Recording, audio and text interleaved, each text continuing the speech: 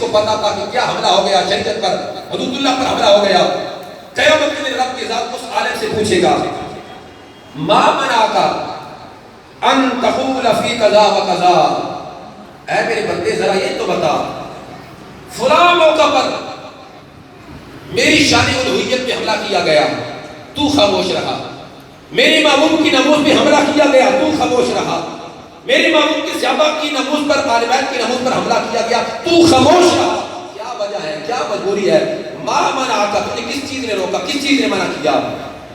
وہ کہے گا فیقول خشیۃ الناس، میں نے لوگوں کے ڈر کی وجہ سے حق بیانی نہیں کی، مجھے لوگوں کا ڈر تھا، مجھے اس چیز کا ڈر تھا اگر حق بیانی کروں گا مرید چھوڑ جائیں گے، مجھے اس چیز کا ڈر تھا فلاں میرا مرید کروڑ پتی ہے، سال کے بعد مجھے گاڑی دیتا ہے، اگر حق بیانی کروں گا وہ مجھے گاڑی نہیں دے گا، مجھے اس چیز کا ڈر تھا فلاں میرا مرید مجھے اتنے نذرانے دیتا ہے، حق بیانی کروں گا وہ مجھے چھوڑ جائے گا، خشیۃ الناس، میں نے لوگوں کے ڈر کی وجہ سے حق بیانی نہیں کی، فیقول فإیایا کنت احق ان تخشی، رب کی ذات فرمائے گی اے میرے بندے حالانکہ چاہیے تو تجھے یہ تھا کہ تو مجھ سے ڈرتا، کیونکہ عزت ذلت میرے ہاتھ میں تھی، شہرت میرے ہاتھ میں تھی، کامیابی ناکامی میرے ہاتھ میں تھی، اگر تو میرے سے ڈرتا میں تجھے عزت بھی عطا کرتا، شہرت بھی عطا کرتا، کامیابی بھی عطا کرتا، لیکن تو نے حق بیانی نہیں کی، لوگوں کی ڈر کی وجہ سے تو نے حق کو چھپایا ہے۔ سامعین محترم اب غور کیجئے اس میدان محشر میں کون ہمارے پرسان حال ہوگا؟ ارے آج ہم دنیا میں کسی کا سامنا نہیں کر سکتے تو میدان محشر میں رب کی ذات کا سامنا کیسے کریں گے؟ تو اس لیے آج کے پیران طریقت اور سجد نشان نشینوں کو میں بڑے ادب سے یہ گزارش کروں گا، خدا کے لیے سب سے پہلے تو اپنی اصلاح کریں۔ آپ اتنی فکر مند کیوں ہو گئے ہیں؟ حق بیانی کیوں نہیں کر رہے؟ کیا مجبوریاں ہیں؟ نام لیتے ہو تو مجدد پاک کا نام لیتے ہو، نام لیتے ہو تو مجدد الفسانی شیخ احمد رضوی کا بورڈ لگا کر لوگوں کو کہتے ہو ہم مجددی ہیں، ہم نقشبندی ہیں، لیکن میرے مجدد پاک کی فکر کیا ہے؟ آپ مکتوبات شریف کے اندر لکھتے ہیں کہ حضرت خواجہ عبید اللہ اخرار رضی اللہ تعالیٰ عنہ، یہ وہی حضرت خواجہ عبید اللہ اخرار رضی اللہ تعالیٰ عنہ کہ جن کا نام نامی اس میں گرامی ہمارے شجرہ نسب میں آتا ہے، وہ سلسلہ نقشبندیہ کے سالار حضرت خواجگان خواجہ عبید اللہ اخرار رضی اللہ تعالیٰ عنہ، آپ کے بارے میں آپ نے مکتوبات شریف کے اندر لکھا ہے کہ آپ رضی اللہ تعالیٰ عنہ کیا فرماتے ہیں؟ فرماتے ہیں کہ جب خواجہ صاحب علیہ رحمہ سے یہ پوچھا گیا تو آپ علیہ رحمہ کیا فرماتے ہیں؟ فرماتے ہیں کہ اگر تمام احوال و مواجید را بماد ہم و حقیقت مارا باقاعدہ اہل سنت و جماعت متحلی نساغت جز خرابی ہے جنبی دانے، خواجہ صاحب نے خواجہ عبید اللہ رحمہ اللہ تعالیٰ نے فرمایا کہ اگر کوئی بندہ میری شانیں بیان کرے، میری کرامتیں بیان کرے، میرا مقام بیان کرے اور میرے مقام کو لوگوں کے سامنے بیان کرتا رہے، اگر اس نے مجھے سنی نہیں کہا تو میں سمجھتا ہوں اس نے میری شانیں بیان نہیں کی، اس نے میری خرابیاں بیان کی ہیں۔ آج ہماری کوشش کیا ہے؟ ہم کہتے ہیں کہ پیر صاحب کی کرامت بیان ہونی چاہیے، تعلیمات نہیں کرامت بیان کرو، اور آج کا سیدھا سادہ مرید ساری زندگی اپنے مرید کی کرامتیں بیان کرتا ہے۔ ہم کرامت کے منکر نہیں، ہم کرامت سے بڑھ کر استقامت کے قائل ہیں۔ پیر کی سب سے بڑی کرامت اس کی استقامت ہے۔ ارے جس پیر کا زندگی کا ایک گھڑی ایک لمحہ خلاف شرع گزرا ہو، ہم کہتے ہیں سب سے بڑا اللہ کا ولی وہی ہے۔ سرکار نے فرمایا تھا کہ اللہ کی ولی کی پہچان یہ ہے اذا روح کی اللہ، جب تم اس کا چہرہ دیکھو تو خدا کی ذات یاد آ جائے۔ اللہ کا ولی وہ ہے۔ آج کا مرید بے شرع، نہ چہرے پہ داڑھی، نہ نماز کا پابند، مرید اس کی کرامتیں بیان کر رہا ہے اور سیدھے سامنے مرید کہتے ہیں کیا بات ہے، کیا بات ہے۔ خواجہ صاحب فرماتے ہیں کہ جس بندے نے میری کرامتیں بیان کی، میری شان بیان کی ہے، لیکن اس نے مجھے سنی نہیں کہا، میں سمجھتا ہوں اس نے میری شان نہیں میری خرابی بیان کی ہے۔ پھر کیا فرماتے ہیں؟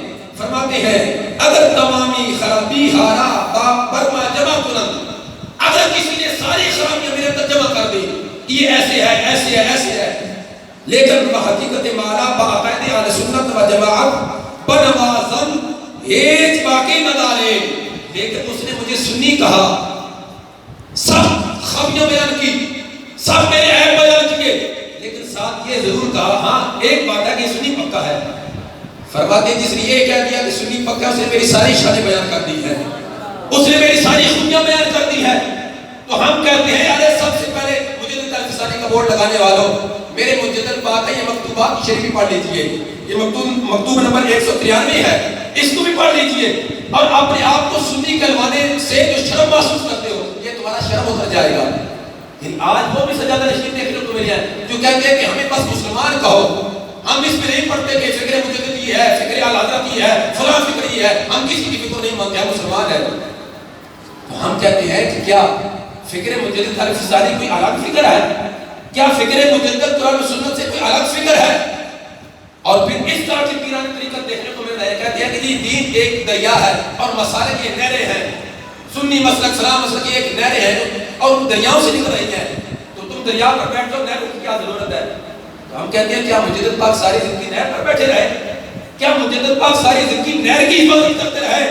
نہیں، خدا کی قسم میرے مجدد پاک نے اس اکبر بادشاہ کے سامنے بھی دین حق کو بلند کیا اور عالم حق کو بلند کیا تھا.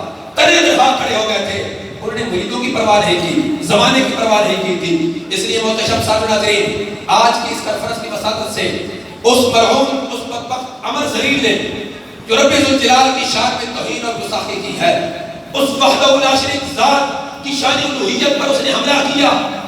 میرے باپ علیہ السلام نے ارشاد فرمایا تھا، سرکار نے فرمایا تفکروا فی آلاء اللہ، اللہ کی نعمتوں میں غور فکر کرو، لا تتفکروا فی اللہ، لیکن اللہ کی ذات میں غور فکر نہ کرو. اللہ کی نعمتوں کو بیان کرو لیکن اس کی ذات میں غور فکر نہ کرو. کیوں؟ کہ جب اللہ کی ذات میں غور فکر کرے گا تو اس کا حشر اسی والا ہوگا جو آج اس عمر ذلیل کا ہو رہا ہے. یعنی آج کے پروفیسر، آج کے وہ نام نہاد سکالر جو 4 لفظ پڑھتے ہیں معاذ اللہ، اللہ کی شان الوہیت پر ہاتھ ڈالتے ہیں اور حملہ کرتے ہیں.